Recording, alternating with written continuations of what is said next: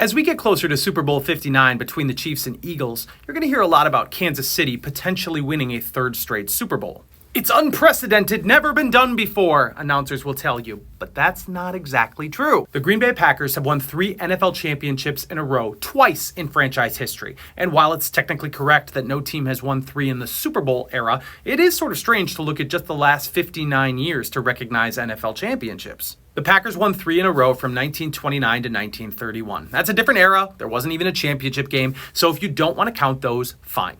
But Green Bay also defeated Cleveland for the NFL championship after the 1965 season, 23-12. It was an ugly, muddy game at Lambeau Field in early 1966 against the Browns. Paul Hornung cleared 100 yards, and the Packers won their 3rd title in a span of 5 years under head coach Vince Lombardi.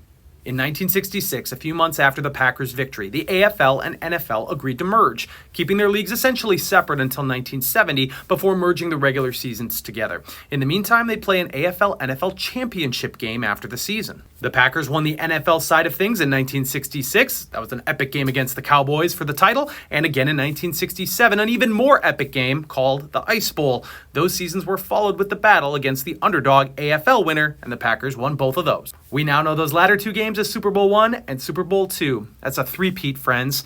Heck, you could argue winning the NFL was the bigger prize than winning the newly concocted Super Bowl.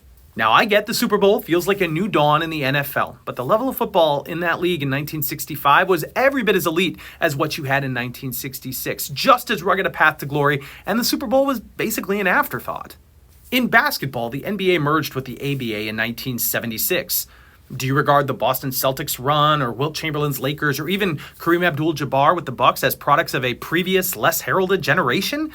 I bet you don't. But the NBA and NFL are pretty similar with their mergers. They swallowed up a smaller, younger league to simply bolster what it already had. Moral of the story: the Kansas City Chiefs are on the doorstep of something pretty special, equaling something only the Green Bay Packers have achieved previously.